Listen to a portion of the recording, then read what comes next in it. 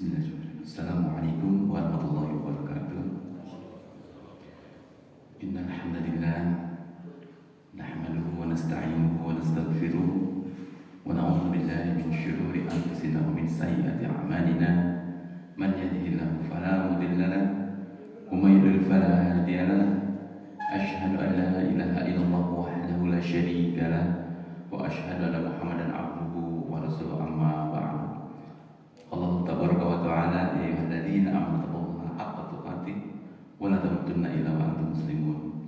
Para bapak-bapak, ibu-ibu, para asatidz, para ulama yang semoga Allah muliakan. Tidak ada kata lebih pantas yang bisa kita ucapkan pada hari ini selain mengucap syukur atas begitu banyak limpahan nikmat Allah yang masih saja Allah percayakan kepada kita, atas nikmat waktu yang masih Allah berikan kepada kita sehingga kita masih bisa membuka mata kita, atas nikmat sehat yang Allah berikan kepada kita sehingga masih kita bisa berjalan, bisa sarapan enak ya Pak, bisa ngobrol, telinga kita masih mendengar, mata kita masih melihat. Ini nikmat yang begitu luar biasa yang Allah berikan kepada kita. Juga atas nikmat penjagaan iman Islam. Begitu banyak saudara-saudara kita yang ternyata sudah tidak terjaga keislamannya sehingga tanpa sadar mereka keluar dari keislaman itu sendiri. Tapi ketika Allah memberikan penjagaan itu artinya Allah masih berkenan baik kepada kita. Juga atas taufiknya yang Allah berikan kepada kita. Bukan hanya hidayah tapi taufik yang penting Pak. Karena tanpa taufik gak akan pernah berjalan semua kebaikan. Azan itu adalah hidayah, petunjuk. Waktunya seorang hamba itu menghadap kepada Allah. Enggak ada taufik, enggak sholat ya Pak. Azan itu petunjuk waktu sholat. Tanpa taufik orang gak akan berangkat ke masjid. Taufik itu kayak di ACC, disetujui oleh Allah untuk kita sebagai ahlinya di situ. Namun ketika nikmat-nikmat tersebut diberikan kepada kita, berbanyak bersyukur. Ini nikmat yang mahal sekali. Karena nikmat ini tidak Allah berikan kepada seluruh hambanya hari ini. Juga selawat serta salam kita mohonkan kepada Allah agar senantiasa dilimpahkan kepada junjungan kita Nabi besar Muhammad Sallallahu Alaihi Wasallam, juga kepada para keluarganya, para sahabatnya, dan juga kepada orang-orang yang mengikuti sunnahnya hingga hari nanti. Jemaah yang Allah muliakan, kita akan melanjutkan pembahasan kita tentang kitab Al-Wabilus Shayyib, kitab tentang zikrullah, banyak-banyak mengingat Allah. Kata Imam besar Ibnu Qayyim Al-Jauziyah, beberapa pertemuan lalu kita belajar bahwa manusia itu pasti akan jadi pengikut syaitan. Akan jadi pengikut syaitan, kecuali hamba-hamba Allah yang mau beribadah kepada Allah, yang mau menyingkirkan egonya demi menyampaikan hak-hak Allah, sebagaimana Allah kemukakan dalam surah Al-Hijr ayat 42. Lalu di situ pun iblis tidak menyerah. Iblis nggak menyerah dan dia janji kepada Allah bahwa dia akan menggoda seluruh hambanya. Seluruh hambanya Allah akan digoda semuanya. Hanya saja iblis mengakui menyerah kepada orang-orang yang ikhlas. Fabi'izzatika kata iblis, demi keagungan Engkau ya Allah, la'ughwiyannahum ajma'in, aku akan sesatkan mereka semua. Illa, ada pengecualian, kecuali hamba-hambamu yang ikhlas, aku nyerah. Dan itu dikabarkan dalam surah Sad ayat 82-83. Dan ketika iblis berjanji seperti itu, ternyata benar dugaan iblis. Banyak manusia yang terbawa oleh iblis, kata Allah Subhanahu wa taala. Sebagaimana Allah kemukakan dalam surah As-Saba ayat 20 dan 21. Dan jamaah yang Allah muliakan, bahwa di kehidupan ini manusia kita yang namanya manusia pasti akan tergelincir, pasti akan berbuat salah. Sebaik apapun mereka menjaga, sebaik apapun manusia menjaga, mereka pasti tergelincir. Kenapa demikian? Kata Imam Qayyim, li'anna al-'abda qad buliya bil ghaflah wasyahwah wal ghadab. Yang namanya manusia itu pasti akan ditimpa yang namanya kelalaian, pasti. Sehebat-hebatnya manusia, pasti akan datang waktunya lalai, atau akan datang waktu di mana syahwatnya memimpin dia, atau akan datang waktu di mana dia marah. Wa dukhulu 'ala al-'abdi min hadhihi al-abwab ats-tsalatsah. Dan ketiga hal ini adalah pintu masuk syaitan. Pintu masuk syaitan kepada manusia adalah tiga hal ini, Bapak Ibu sekalian. Lalai, syahwat, dan marah. Ini yang harus kita ingat selalu. Jadi syaitan itu, Bapak-bapak Ibu sekalian, tidak masuk dari pintu rumah kita. Ada kalanya dia mendominasi, ada kalanya dia jadi mimpin hidup kita. Mau laki-laki, mau perempuan, masalahnya di sini, Bapak Ibu sekalian. Misalkan tadi pagi ini kita lupa baca zikir pagi, itu kan lalai. Itu lalai, masuklah syaitan. Pulang ke rumah, masuk rumah nggak baca doa. Apa baca doa masuk rumah? Sesimpel Bismillahirrahmanirrahim. Masuk rumah tanpa baca Bismillah itu kan lalai yang luar biasa, Pak. Seandainya berdoa masuk rumah Al-Baqarah dari 1 sampai selesai baru emang agak repot, Pak. Tapi sekadar Bismillah, kita aja lupa. Itu kan lalai luar biasa, Pak. Nah, ketika lalai itu ada di kita, pintu syaitan terbuka masuk, Pak. Makanya nggak heran kita pulang kerja masuk rumah tanpa baca Bismillah. Pulang dari masjid bahkan masuk rumah tanpa baca Bismillah. Jangan heran, syaitan masuk nyerang ada apa aja, kisruh di rumah tangga. Anak bikin apa marah, istri itu marah, akhirnya kemana-mana. Rumah tangga ribut. Kenapa? Karena nggak ada penjagaan dari kita. Kita aja lalai, kita aja lupa kepada Allah.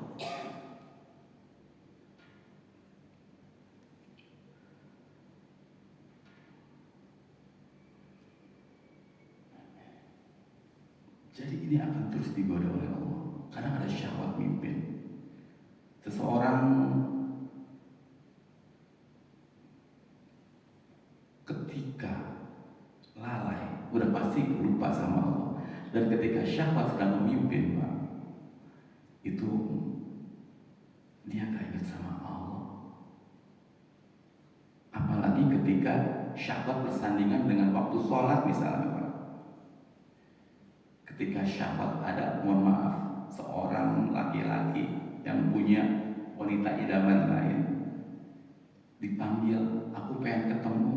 Datang waktu sholat, Pak, ada. Yang diduluin itu bukan sholatnya, itunya dulu. Kenapa? Karena syahwatnya mimpin. Pasti Allah disingkirkan pada saat itu. Dan marah, ketika kita marah sedang membara, cek deh, siapa yang ingat Allah? Disuruh istighfar kan nggak mau. Istighfar apa istighfar? Marah, dia nggak mau disuruh istighfar lagi marah. Kenapa? Itulah itu syaitan. Makanya Nabi bilang, la tadab, 3 kali. Jangan marah, jangan marah. Kata Nabi, jangan marah. Kata Allah, maafin. Walaupun sabar wa ghafar, inna dzalika la min 'azmil umur. Kata Allah, maafin. Kata Nabi, jangan marah. Kata hawa nafsu kita, balas marah. Pertanyaannya, kita nih hamba siapa jemaah? Hamba Allah atau hamba hawa nafsu sih kita tuh? Kita sering banyak lupa di sini. Jadi kita pasti jatuh ke dalam kesalahan, dan itu udah pasti. Mau ngaji sehebat apapun kita, derajat kita gak akan pernah menyamai para nabi dan para rasul, udah pasti lah. Bahkan sampai makom Nabi Adam. Jadi sehebat apapun, hijrah sehebat apapun kita, ngaji sehebat apapun kita, zikir sebanyak apapun kita, kita tetap yang kata Nabi, kullu bani Adam khata. Seluruh anak Adam itu pendosa. Ini aja dilakukan. Kita pasti salah, kita pasti kepancing. Ada suatu hari emosi kita kepancing karena istri kita. Ada suatu hari emosi kita kepancing gara-gara suami kita. Ada suatu hari emosi kita tersulut karena anak kita. Oh, saya gak pernah marah, Ustaz. Saya sama suami gak pernah marah, sama anak gak pernah marah, paling sama mertua doang, Ustaz. Gitu. Ya gak boleh juga sama mertua. Atau khilaf, atau syahwatnya muncul. Sama suami saya bisa nahan, Ustaz, gak marah. Sama mertua saya bisa tahan. Tapi kalau udah lihat gamis Ustaz itu di Shopee, pengennya bawaan, pengen check out mulu buru-buru gitu, gak tahan saya. Nah itu syahwat mungkin ya Bu. Udah lihat tas, ya Allah Ustaz, saya gak bisa tahan. Saya bisa tahan gak marah sama suami, sama anak. Ngelihat tas, ngelihat kerudung, ya Allah bawaannya pengen buru-buru beli gitu. Itu syahwat. Jadi syaitan masuk di situ. Dan rusaknya ketika syaitan masuk itu kemana-mana. Kata Nabi, ketika syaitan masuk ke satu pintu, dia akan panggil saudara-saudaranya yang lain. Nah, syaitan itu kata para ulama, dia tidak akan pernah melepaskan manusia kecuali manusia itu jatuh ke dalam kesalahan. Tidak akan pernah dilepaskan sampai manusia masuk ke dalam kesalahan. Wa yadhunnu annahu la yastaqilu rabbahu azza wa jalla ba'daha. Dan syaitan itu akan membuat orang yang jatuh ke dalam kesalahan itu akan menduga, akan berpikir, akan berasumsi bahwa dia nggak punya harapan untuk kembali kepada Allah karena kesalahan tersebut. Wa anna tilkal waqi'atu qad ijtahathu wa ahlakathu. Dan syaitan itu bisa membuat hamba itu berhalusinasi, berpikir, berkhayal, membuat kesimpulan bahwa dosanya itu telah menghancurkan dia, telah membinasakan dirinya gitu.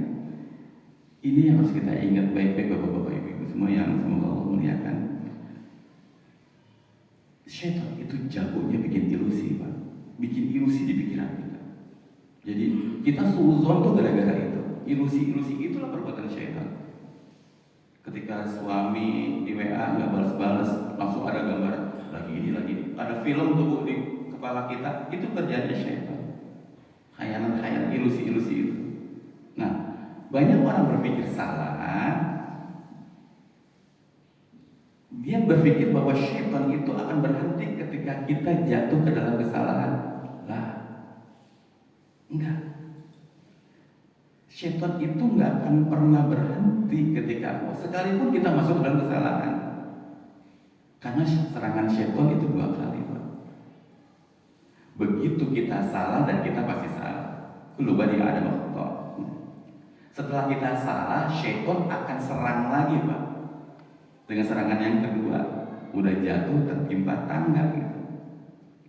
Sehingga orang yang jatuh, kita yang jatuh ke dalam kesalahan itu akan berpikir bahwa saya udah hancur, saya malu dengan kesalahan saya gagal, saya fatal gitu. Dan nggak punya kesempatan untuk berbuat baik lagi. Serangan syaitan 2 kali, Pak. Setelah bikin kita masuk ke dalam kesalahan, serangan yang kedua adalah syaitan akan serang pikiran kita sehingga kita berpikir bahwa kesalahan kita itu udah bikin kita hancur dan kita nggak pantas balik kepada Allah. Itulah penyebab manusia putus asa. Itu penyebab manusia putus asa. Ilusi-ilusi kehancuran, aku nggak punya harapan lagi, aku malu, nama aku udah hancur gitu. Itu adalah ilusi-ilusi syaitan. Ingat bapak-bapak ibu sekalian, syaitan bisa bikin itu. Jadi jangan berpikir bahwa tugas syaitan hanya bikin kita salah. Bukan. Udah jatuh dia akan serang lagi sehingga seseorang kehilangan optimismenya, semangatnya hilang langsung. Sedangkan kata Nabi, yu'jibunil fa'lu, Nabi itu senang, kagum sama optimisme. Semangat itu Nabi senang banget. Tapi ini akan dibikin hilang oleh syaitan semangatnya. Ngerasa nggak berguna, ngerasa nggak pantas gitu. Karena kita ngajakin ada orang sholat, Pak yuk sholat yuk, sok aja duluan. Malu saya masih banyak dosa, nggak pantas. Itu kayak gitu kan, ngerasa kotor, ngerasa jadi nggak mau ke masjid. Itu serangan syaitan, Pak. Padahal kenyataannya nggak demikian. Kita melihat teman-teman kita, Pak, di masjid, mungkin bagian jamaah ada. Pernah dulunya satu majelis taklim di masjid, ketemu tiap subuh, ketemu tiap maghrib, ketemu kelas, Pak. Ribut, akhirnya ada kesalahan dari dia, dan kita semua mengakui iya dia salah. Akhirnya dia nggak mau ke masjid lagi. Padahal yang punya masalah sama dia dibilang ya udah maafin, Pak, iya Pak ke masjid lagi Pak. Udah dimaafin kok, iya Bapak salah, tapi udah dimaafin, udah nggak ada apa-apa, yuk ke masjid lagi.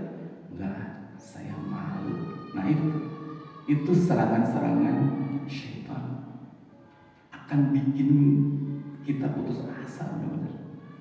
Dibikin malu, dibikin mundur dari barisan.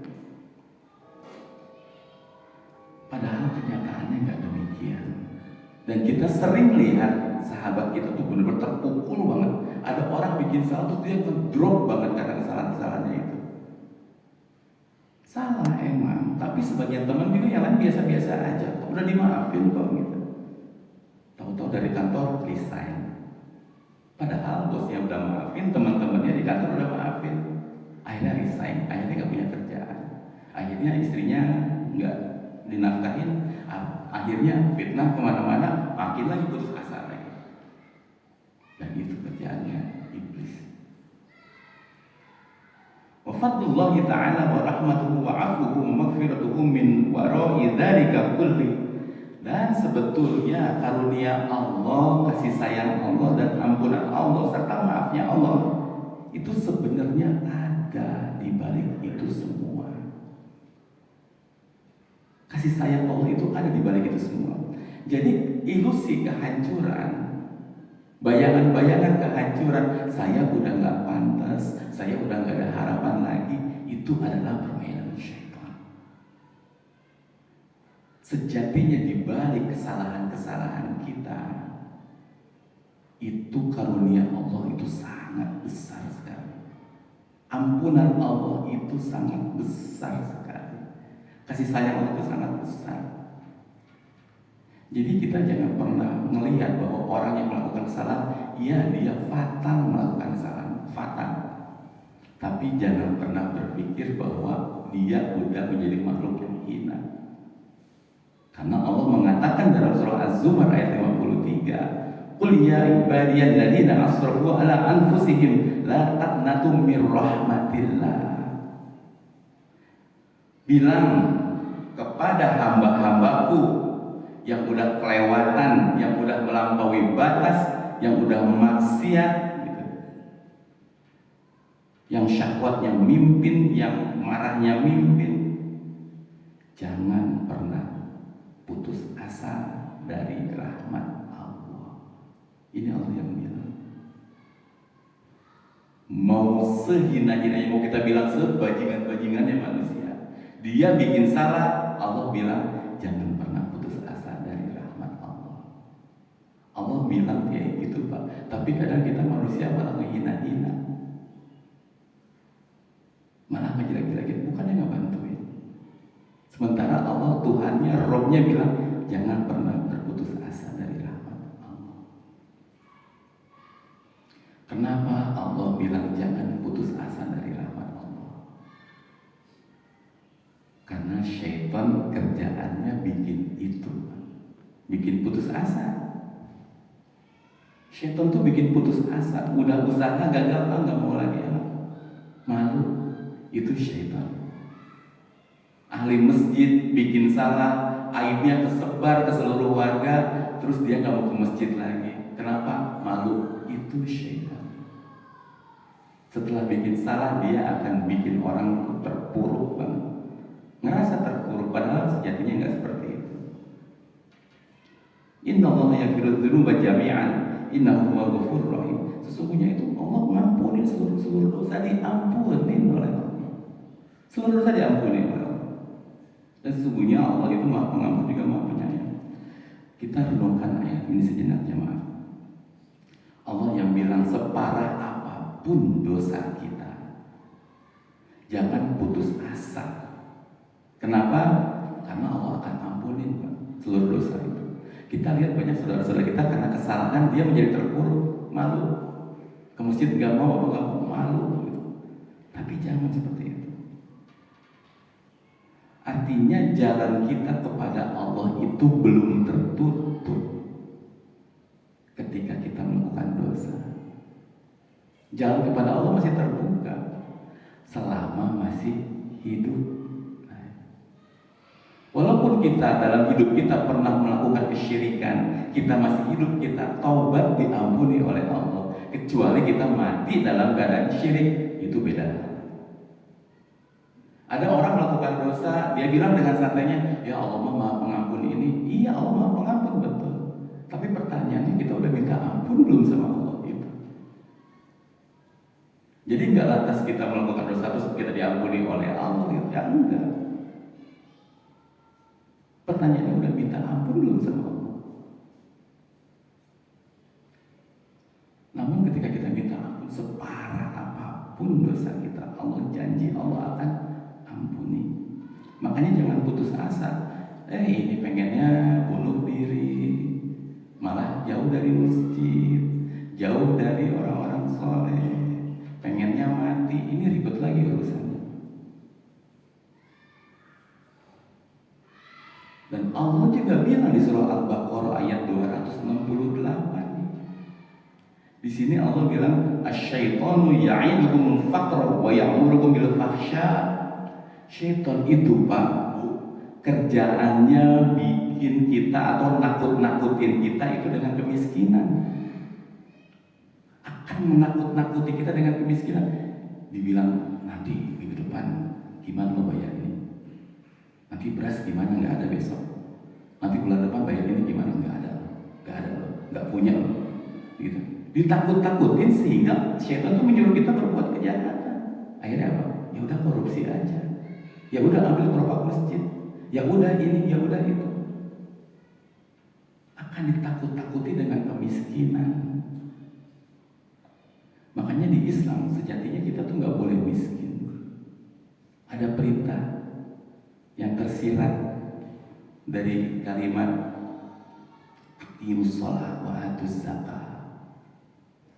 Dirikanlah salat dan tunaikanlah zakat. Ini perintah. Salat seluruh manusia bisa, tapi zakat nggak bisa dilakukan kecuali oleh orang-orang yang kaya.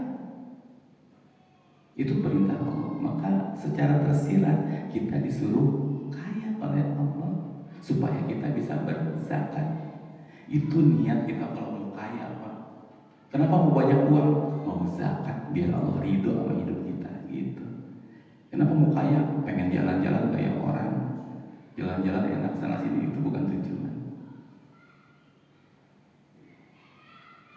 Ya syaitan akan menakut. Karena kalau dengan kemiskinan itu pangkal kerusakan, Pak. Dengan kemiskinan, syaitan tuh menakut-nakuti kita dengan kemiskinan. Takut minggu depan nggak ada uang, takut bulan depan nggak ada uang, takut nanti bayar kontrakan nggak ada, bayar ini nggak ada. Gimana caranya?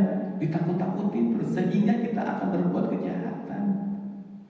Jadinya lupa sama masjid, lupa sama komunitas orang-orang soleh, lupa untuk belajar. Wallahu ya'idukum maghfiratan minhu wa fadlan. Sementara Allah itu menjanjikan ampunan dan karunia-Nya kepada kita. Syaitan nakut-nakutin kita dengan kemiskinan dan nyuruh berbuat jahat. Allah menjanjikan kita ampunan. Wallahu wasi'un alim. Allah itu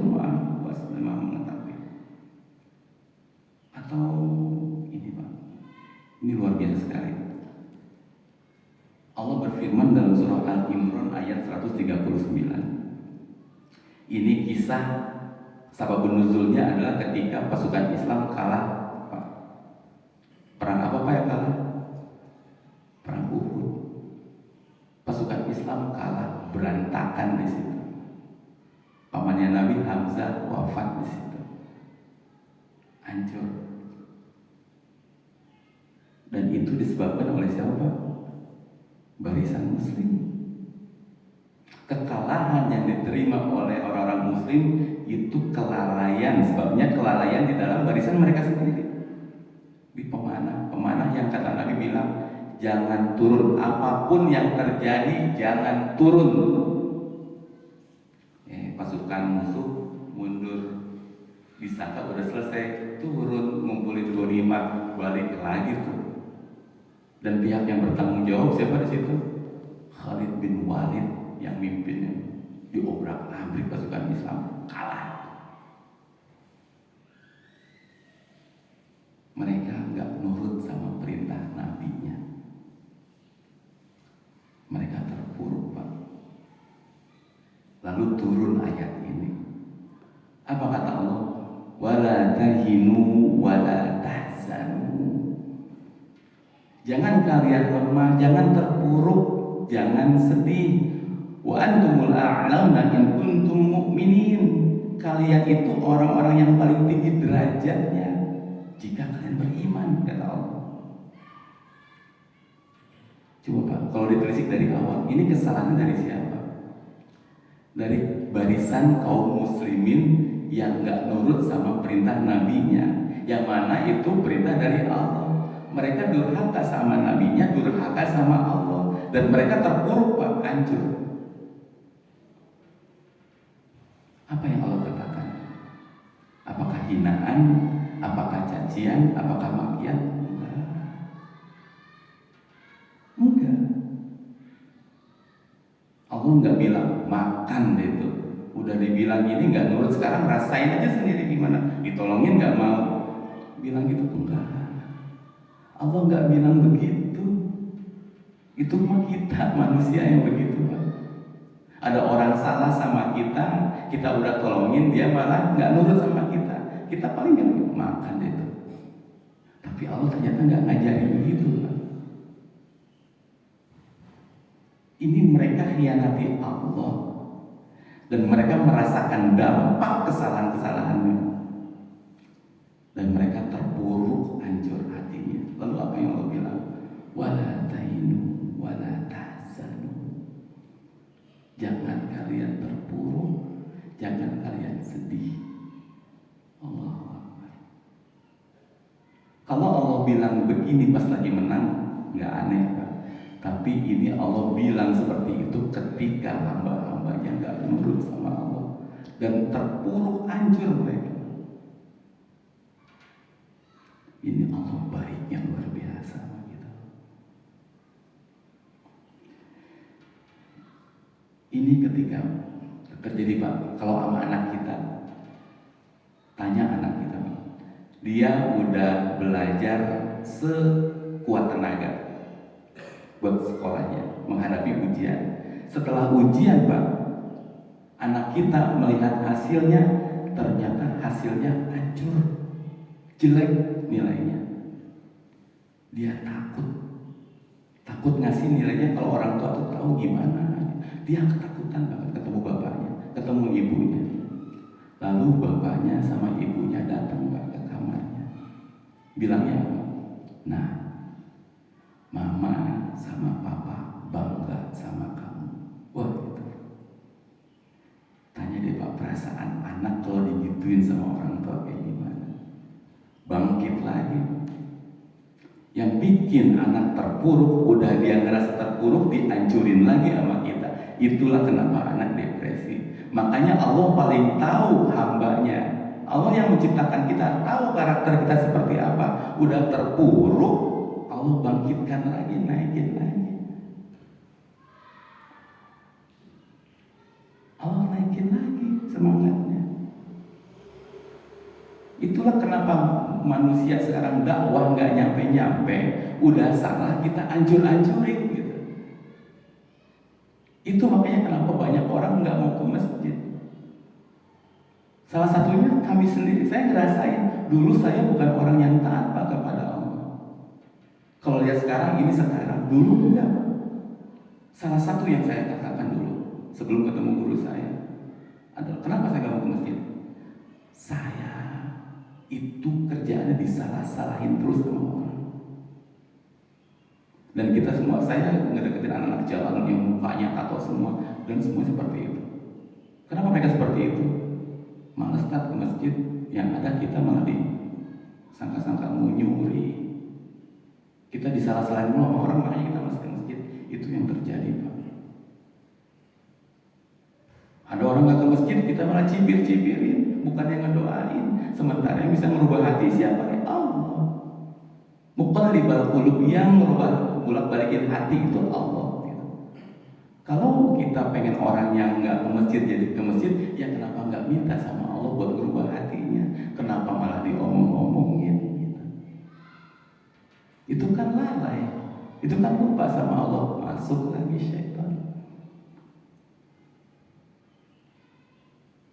Kita suka lupa sama Allah, banyak lupanya sama Allah. Tapi saya malu kan, mau saya balik ke masjid, tapi saya takut, malu. Nanti saya kalau dosa lagi gimana? Gitu. Ya tobat lagi aja terus. Tapi ya intinya jangan pernah nunda-nunda taubat gitu. Besok salah, ya semua pasti salah. Seustad-ustadnya, sekiai-kiainya hijrah, dia belajar agama, nggak akan mungkin berubah statusnya dari manusia menjadi malaikat dengan penuh salah. Nggak mungkin. Dia tetap manusia yang kata Nabi, kullu bani adama khata'. Seluruh anak Adam berdosa. Mau seulama-ulamanya. Jadi ketika besok salah lagi, ya minta maaf lagi sama Allah. Nggak konsisten dong. Oh Nabi sehari tiap hari 100 kali Pak tobatnya, minta ampun terus sama Allah kerjaannya. Adapun jika kita putus asa, itu adalah kemampuan syaitan, kerjaannya syaitan. Itu permainannya, dibisikin terus, dikasih gambaran, nanti dihina-hina lo sama orang, nanti ke masjid nanti diomongin lo sama orang-orang. Dia udah salah sama keluarganya, anggota keluarganya, pernah pinjem uang nggak dibalikin. Akhirnya sama keluarga dia malah menjauhi diri Pak. Padahal sama yang minjeminnya dibilang apa? Saya udah ikhlasin kok, udah dimaafin sama saya udah. Nggak apa-apa biar, nggak usah dibalikin, bahkan udah dihibahkan. Ya udah saya hibahkan. Saya nggak apa-apa kok, saya udah maafin. Dianya nggak mau kumpul keluarga tuh Pak. Bahkan berapa kali Idul Fitri nggak pernah mau ketemu sama saudaranya itu, karena ngerasa ada masalah. Akhirnya apa? Itu kerjanya syaitan. Akan membuat manusia setelah masuk ke dalam kesalahan, akan membuat manusia terus melakukan kesalahan, bahkan lebih banyak lagi. Akhirnya silaturahmi putus. Adik sama kakak gara-gara adiknya nipu kakaknya, atau kakaknya nipu adiknya, lebaran gak ketemu-ketemu. Padahal adiknya atau kakaknya udah maafin. Gak mau ketemu, kenapa? Malu. Takut ditagih, nanti ditagih loh kalau ketemu. Akhirnya silaturahmi terputus Pak. Itu sebab azabnya Allah Subhanahu wa Ta'ala. Akan dibikin kayak gitu Pak. Cek deh, kalau ada saudara-saudara kita udah berapa Idul Fitri gak ketemu, emangnya kita gak terancam Pak tentang silaturahim? Wah, hati-hati. Kita sodako kemana-mana Pak. Ke penjuru Indonesia kita sodakohin, Kalimantan, Sulawesi, ke Palestina kita sodako. Boleh, bagus. Tapi cek Pak, kali adik kita, kakak kita, sepupu kita ada yang belum makan, ada yang gak punya beras. Itu lebih tanggung jawab kita Pak. Dan ketika mereka mati dalam keadaan miskin dan kita gak tahu, asbab apa? Silaturahmi keputus, habis kita. Makanya mulai sekarang datengin saudara kita, datengin, cek. Kali aja dia nggak punya beras, kali aja dia anaknya nggak bisa sekolah karena nggak bisa bayar. Cek. Main ke rumah saudara kita, pura-pura ke dapur, cek tempat berasnya di mana, kosong atau ada. Lihat ke rumah saudara kita, makanan ada nggak siang-siang menjelang makan. Kalau nggak ada, segera beliin. Kali dia nggak punya uang buat beli bahan makanan. Di meja makan atau jam 11 dia lagi kondisi masak. Biasanya kan kalau hari libur kayak Sabtu gini Pak, jam 10, 11 udah masak tuh ibu-ibu tuh buat makan siang. Kalau kita ke saudara kita jam segitu belum masak, itu kemungkinan nggak ada yang dimasak. Beliin. Tanggung jawab kita.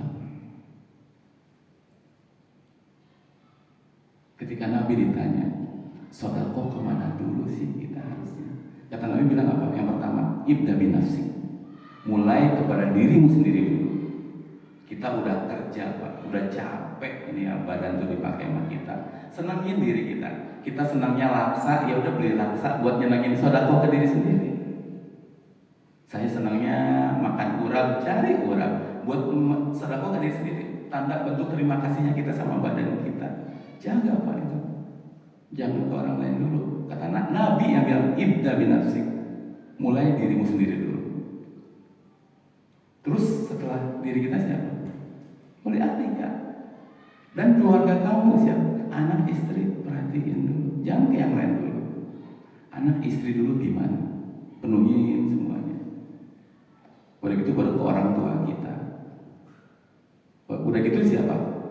Oleh kerabat kita, paman, sepupu dan lain-lain. Urutannya kayak gitu Pak. Setelah itu baru yang terdekat dengan kalian. Mau teman baik atau tetangga atau apa. Tapi itu urutan sedekah. Nah, ketika kita skip bagian itu, kena gitu. Kenapa saudaranya nggak dibantu? Kan saya nggak tahu kenapa nggak silaturahim, kan perintah. Nah itu kena lagi. Kita lihat saudara kita, oh ada yang dibantu saudara sesama muslim gitu. Karena satu majelis taklim dibantu ada apa? Pak kita bantu ada. Adiknya sendiri kelaparan nggak tahu Pak. Kakaknya kelaparan nggak tahu. Bahkan orang tuanya kelaparan nggak tahu. Ada sebagian ketika kami kajian tentang bab faraid, tentang bagian waris, itu kan faraid dibagi ketika setelah orang tua tuh udah hutang-hutangnya udah beresin semua, wasiat diberesin. Ada seorang jamaah bertanya, Ustaz, gimana hukumnya orang tua yang membebani anak masalah hutang?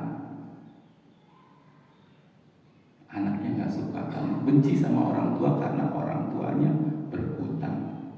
Akhirnya bukan warisan yang dibagi tapi hutang. Pertama, nggak ada kewajiban bagi anak nanggung hutang orang tua. Nggak ada kewajiban. Tapi masa iya mau dibiarin gitu? Seseorang tidak menanggung beban orang lain. Wajib nggak ada, tapi masa iya mau dibiarin? Karena hutang ini bahaya Pak. Nabi aja nggak mau nyolatin orang yang punya hutang. Tapi kalau diwajibkan bagi anak-anaknya, tapi kalau mampu, ya. Tapi ini ada bahasa yang dibikin gak suka. Ada bahasa orang tua membebani anak.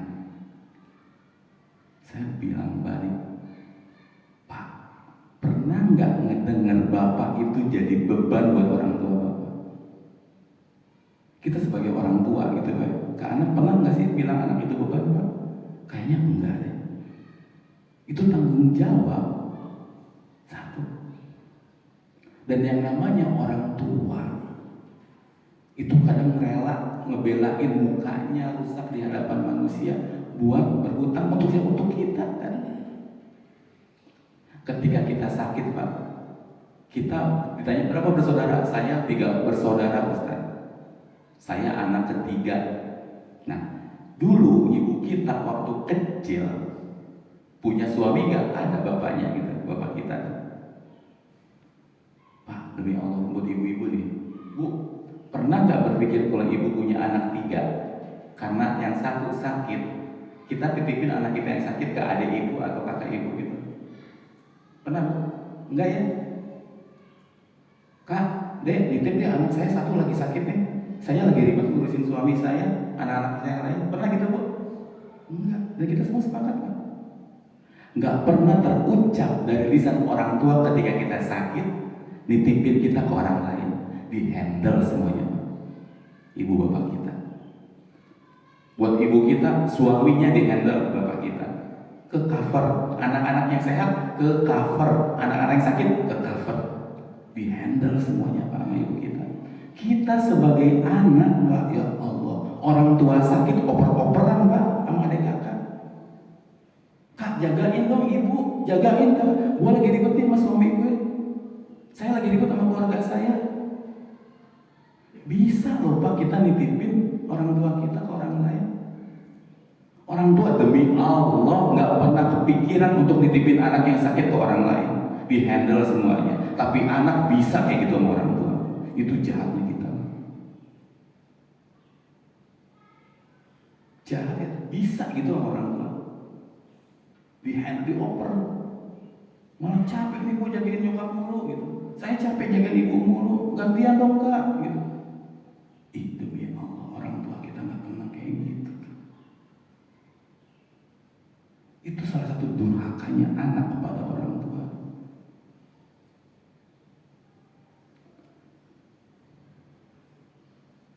Orang tua nggak punya makanan atau cuma ayam 1 potong gitu. Kita tanya ibu-ibu deh, Bu. Ibu punya ayam 1 potong lu. Ada ibu sama anak ibu, dua-duanya lapar. Itu ayam dikasih ke siapa, Bu? Kasih anak. Udah semuanya gitu, Pak. Bapak juga mungkin gitu, Pak ya. Ada ayam 1 potong, ada anak sama bapak yang lapar. Pak Edo juga pasti tahu jawabannya. Itu ayam dikasih ke siapa? Buat anaknya pasti.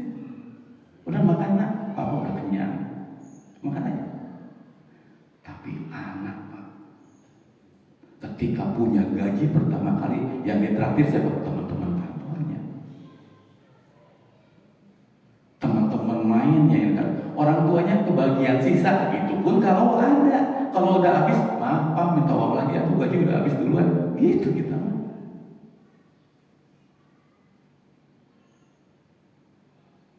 Orang tua apa-apa pulang cuma ada 1 atau apapun harta seberapa-berapanya, itu ingatnya buat anaknya, Kadang rela pulang jalan kaki nggak naik angkot supaya pulang bisa ngasih ke anak-anaknya.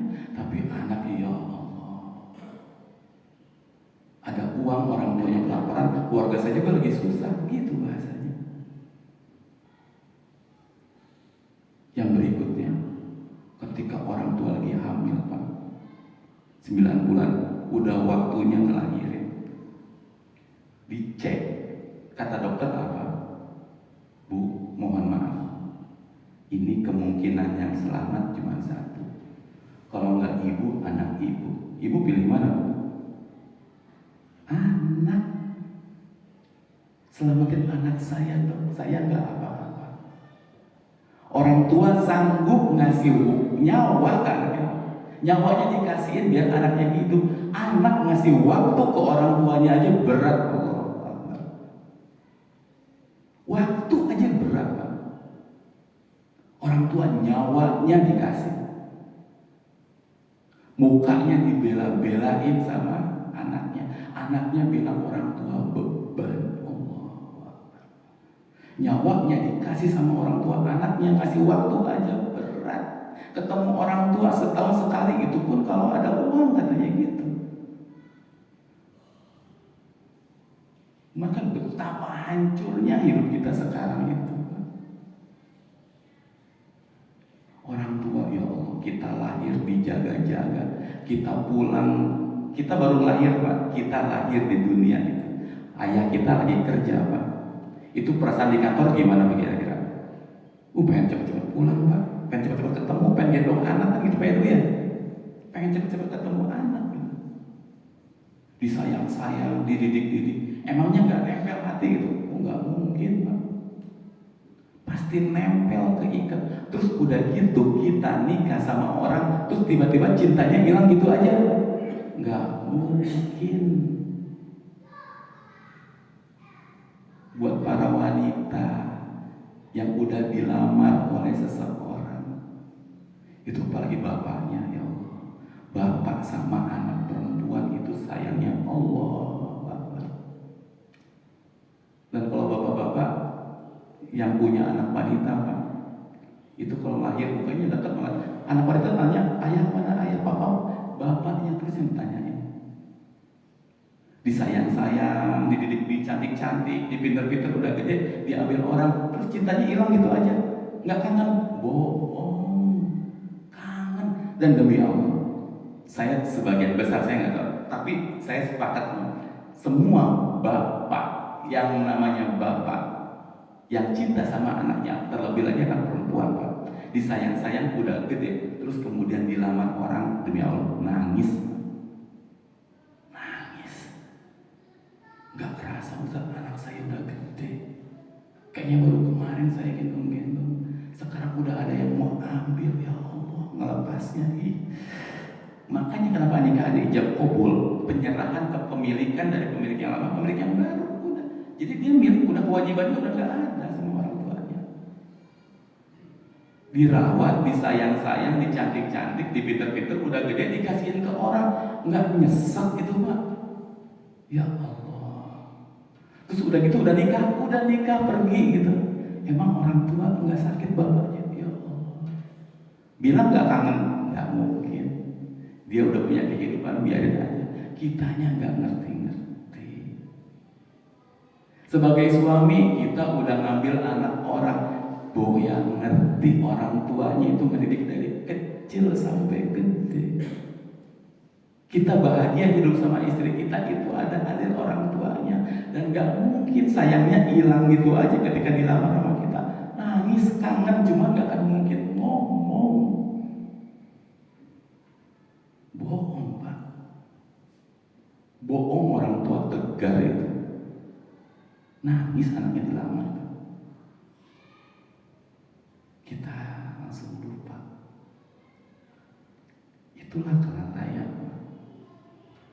Sementara Allah dalam surah Al-Isra bilang, "Wa qadara rabbuka alla ta'budu illa iyyahu wa bil walidayni ihsana." Setelah beriman kepada Allah, Allah menyandingkan dengan berbuat baiklah kepada orang tua. Kenapa pengorbanannya banyak? Maka jangan pernah bilang orang tua itu beban buat kita. Karena demi Allah orang tua gak pernah kita dianggap beban bagi orang tua itu sendiri. Cek deh Pak, silaturahim. Kita sakit gak pernah dititipin sama orang lain. Ada loh Pak sekarang orang tua ngerayap-rayap sendiri di rumahnya, mau ke kamar mandi. Anak-anaknya udah pada nikah.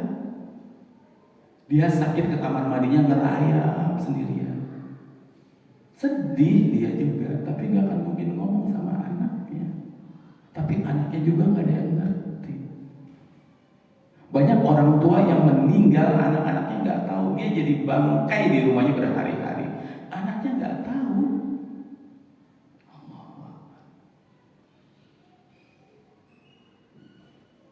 Asbab silaturahim ini Pak, kalau keputus ya Allah. Kita sama saudara kita meninggal tahun lalu aja kita nggak tahu. Emang udah meninggal kapan? Tahun lalu saudaranya Pak. Saudaranya meninggal tahun lalu aja nggak tahu. Begitu dahsyatnya kerusakan agama kita ini. Agama ini udah rusak Pak. Bukan agamanya, kitanya pelakunya udah rusak. Maka jangan dibikin makin rusak. Bukti agama ini kita menyadari udah rusak gimana? Cek deh Pak. Kita kalau buka sosial media, buka YouTube, ada apa di situ Pak? Iklannya ada kami. Riba ditawar-tawarkan Pak. Pinjaman online, pinjol, itu riba. maksiat, kita buka YouTube, iklannya itu, dan kita nggak ada yang bisa reaksi apa-apa. Itu bukti rusaknya agama kita. Judi online ditawar-tawarkan dan kita santai-santai aja, nggak ada rasa bersalah.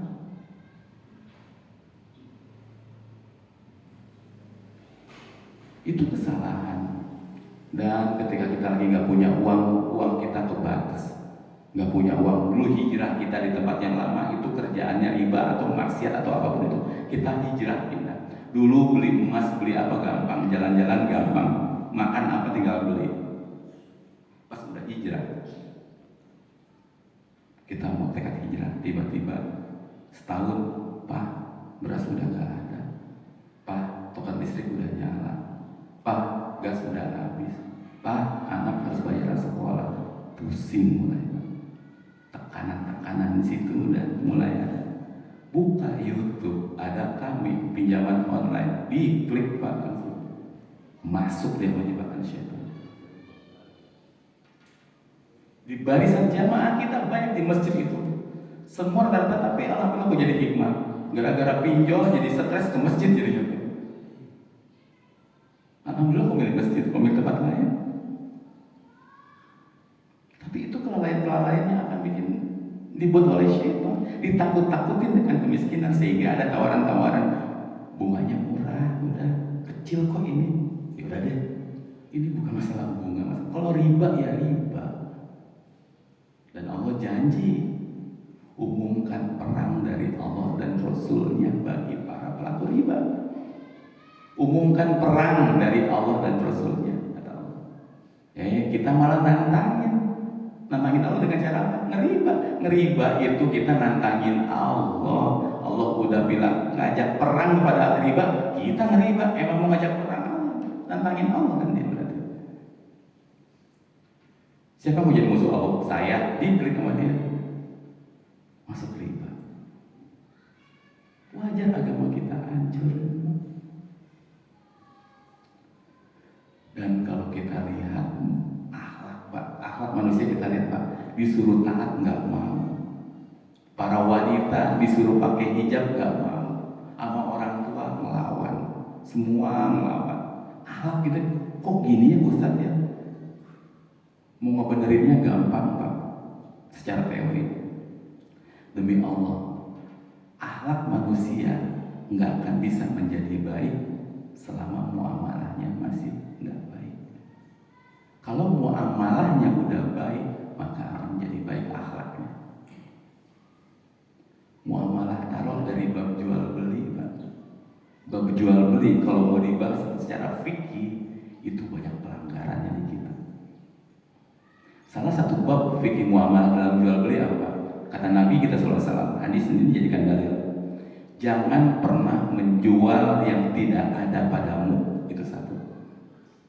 Jangan pernah menjual barang yang tidak, atau jangan pernah menjual sesuatu yang tidak ada padamu. Kita bukan pemiliknya Pak, nggak boleh jual, kata Nabi. Kita dengan semboyan apa? Slogannya palu gada. Ada ya Pak ya? Palu gada. Apa yang semua butuh gua ada. Kita ada mobil nggak? Ada. Ada tanah nggak? Ada. Ada, apa kan ada. Gitu. Padahal bukan punya dia. Tapi dia yang jualan. Idul Adha cek Pak nanti Pak. Idul Adha teman-teman kita yang tadinya teman main, kita nggak tahu kerjaan dia. Tahu-tahu berubah jadi penjual kambing semua Pak. Nawarin kambing. Saya jualan kambing nih. Saya jualan kambing. Emang boleh? Enggak. Kapan ternak kambingnya kan gitu. Kata Nabi, jangan pernah menjual apa yang tidak ada. Kita ngejual ini. Kenapa nggak boleh? Banyak zolimnya Pak. Pertama kita pasti nggak tahu spek barang. Dibilang bagus. Saya jual ini barang kamu. Iya, saya yang jualan ini. Ini jualan. Kok ini katanya bagus? Taunya kualitas jelek. Ya nggak tahu. Saya kan bantuin jualan doang tuh, gitu jadinya. Akhirnya rusaknya kemana-mana. Emang halal Pak hartanya udah kayak gitu? Enggak. Kata Nabi kita sallallahu alaihi wasallam, ketika Allah mengharamkan sesuatu, maka Allah haramkan pula hasil penjualannya. Kita buka usaha Pak dari riba. Buat apa? Buat nyantunin anak yatim katanya. Bikin usaha pakai dana riba Pak. Boleh. Ketika Allah mengharamkan sesuatu, maka Allah haramkan pula hasil penjualannya. Makanya kalau kita bikin sebuah usaha dari hasil modal riba, jangan harap tiba-tiba jadi halal Pak. Kalaupun kita itu santun buat anak yatim, riba ya riba, haram ya haram. Itulah kenapa anak-anak kita ngebangkan, anak-anak kita susah diatur, disuruh pakai hijab gak mau, disuruh sholat susah. Yang dimakannya hasil bangkang kepada Allah, maka jadinya pun akan bangkang. Yang kata Nabi kita SAW bilang, kita akan menjadi seperti apa yang kita makan. Makanya jangan dulu salahin siapa-siapa. Kalau anak kita membangkang, susah diatur, kali uangnya yang dimakan sama dia hasil dari bangkang kita kepada Allah Subhanahu wa Ta'ala. Dan itu kelalaian. Kita nggak belajar fikih muamalah, itu lalai dan akan bikin terus ke dalam kesalahan dan bikin kita putus asa, sehingga ketika hancur kita hanya nyalahin Allah atau putus asa. Namun kita ingat, sebesar apapun kesalahan kita, Allah akan terima taubat kita jika kita bertobat kepada Allah Subhanahu wa Ta'ala. Namun putus asa itu hanya jalan-jalan syaitan untuk kita nggak kembali kepada Allah. Dan kita yang sudah taat kepada Allah, jangan pernah mencibir orang-orang yang melakukan kesalahan. Doakan mereka sehingga mereka bisa kembali kepada Allah Subhanahu wa Ta'ala. Semoga Allah memberikan rahmat taufik kepada kita semua. Allah menyayangi kita dan semoga kita dijadikan orang-orang yang istiqomah berjalan di naungan sunnah ya Nabi SAW.